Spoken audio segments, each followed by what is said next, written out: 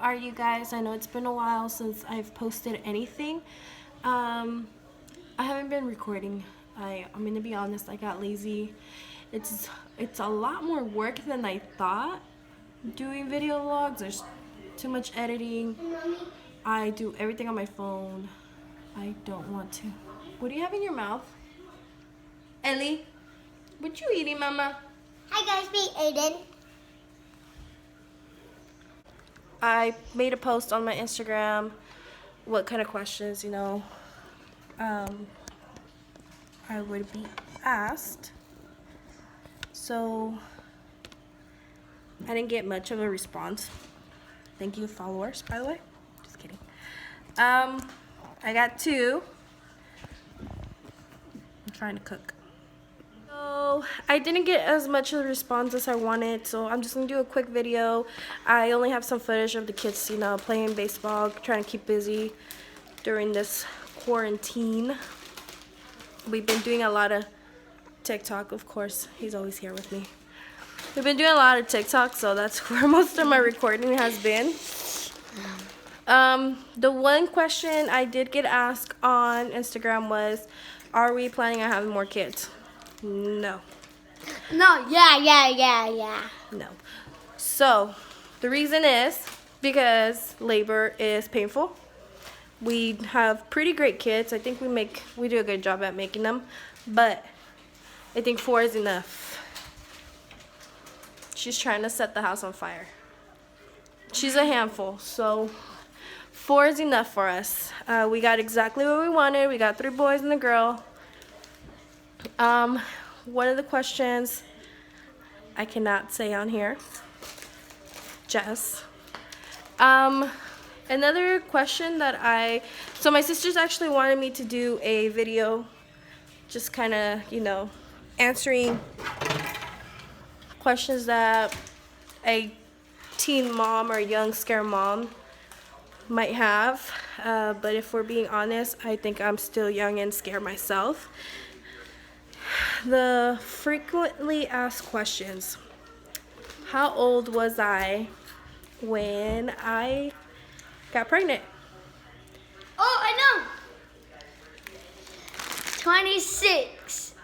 Yeah, let's go with that. So it was after my quinceañera. So you guys know the number. I got pregnant after my quinceañera with Angel. Another question, my pimple. Another question I get asked is, how did I tell my parents? I didn't. Junior did. My husband actually stepped up, took his grandma, his mom, and his dad to go talk to my mom. I don't know if it was, out of respect or just to have witnesses in case something happened.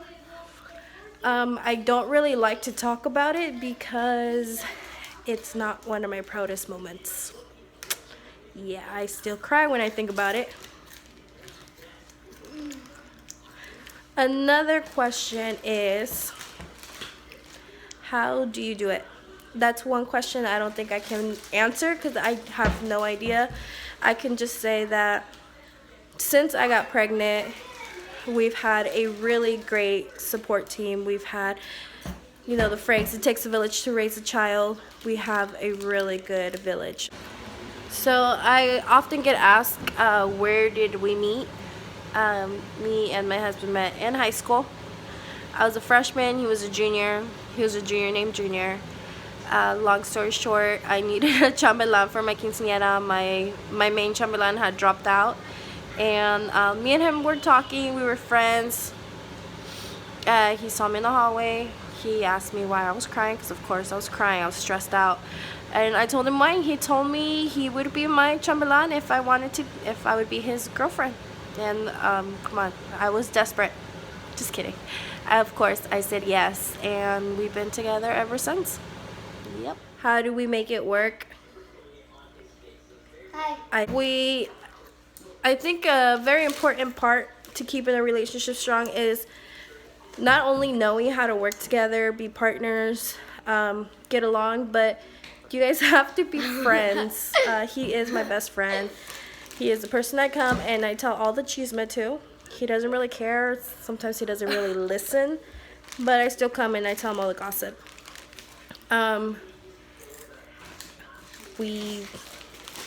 We're in a place in our relationship where it's too much work to be mad at him. Like, I get a headache just trying to ignore him when I'm mad at him.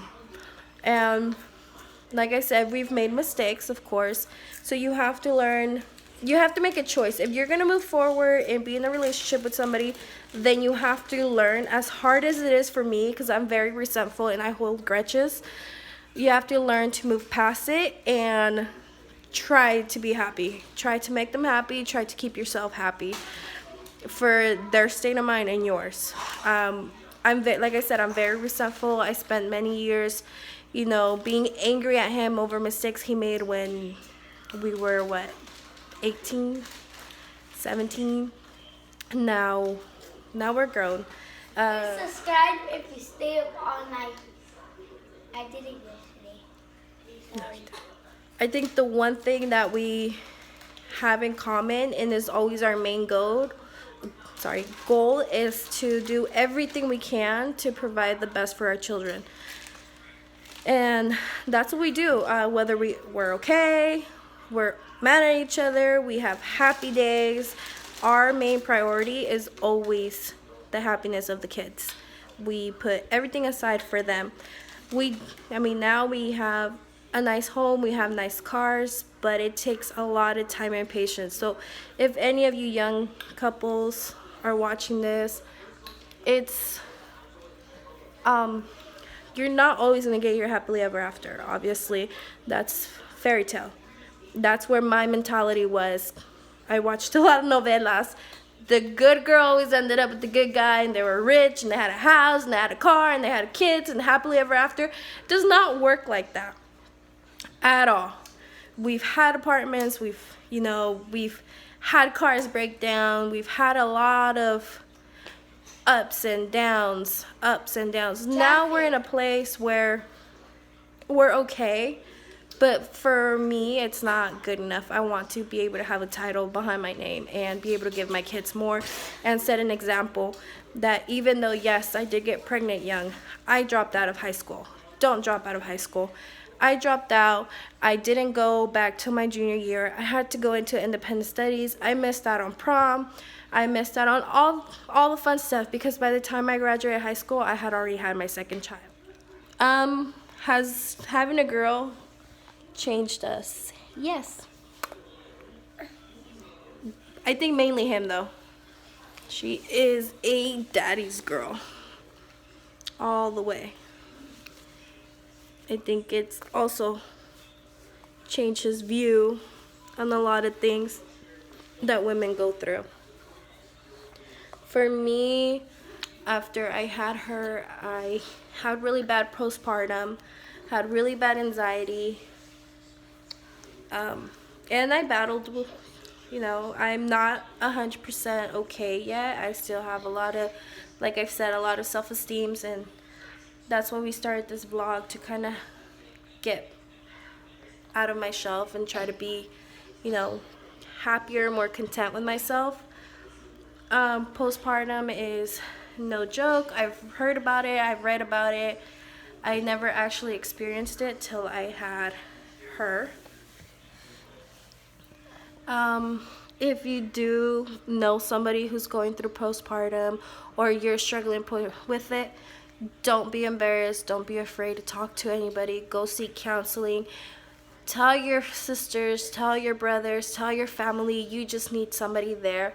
I got to the point where I had to make a list to get out of bed because I would lay in bed and just cry. I got to the point where I had super bad social anxiety. I couldn't be around even family because I would want to go home and cry, or I would get really anxious and just want to leave. It was bad. I distanced myself from a lot of people, and it wasn't on purpose, And then in the process of dealing with my postpartum, I lost my grandpa, and that hit me hard. I hated myself. I hated the way I looked. I hated where I was. I was very unhappy with my job. I think the first step I took to try to recover was change jobs. And that was the first step. The second step was actually looking into going back to school. So that's where I'm at. I passed my prereqs for the LVN program, so I'll be starting the program next month. And I'm actually really excited. Hopefully this whole coronavirus thing ends, because yeah, I want to just hurry up and finish that. I started talking to my husband about it more and just letting him know, like, look, I'm not being dramatic. I'm not myself. Like, I don't know what's wrong with me. And, like, am I broken? I honestly felt broken. I felt like I was going crazy. And then I would sit and just wonder, am I being over dramatic?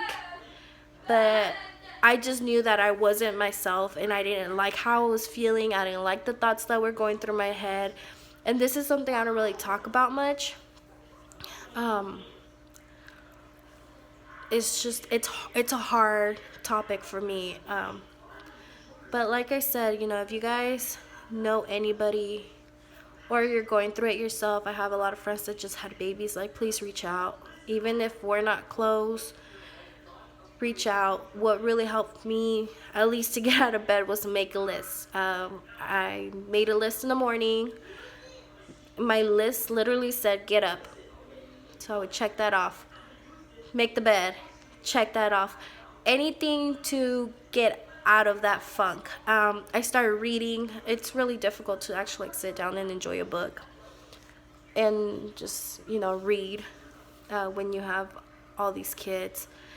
On top of postpartum, like, I still had to get out and go to baseball games, so that would drive me insane. Go to football games, and it was very, very difficult for me to, fake a smile, and I would cry the whole way to wherever I needed to go, sit in the car till the puffiness in my eyes went away, and then just, get my day over with. I am doing better. I still have my days. Where I feel sad, but like I said, I have a great support system. I have my kids, I have my husband, I have great friends, great family, and I'm not embarrassed to talk about it anymore. I actually tell more people about it because I want them to know that, like, if you're going through it and you don't want anybody to know, like, you're not alone. So like I said, I'll probably just add a few clips to this. I think that's all the questions. If you guys do have any other questions, just leave a comment and I'll answer to it. Just ladies, we have to take care of each other, because I believe in a lot of, women power. It's not easy, and we're not alone. So let's empower each other and be there for each other. Okay, bye.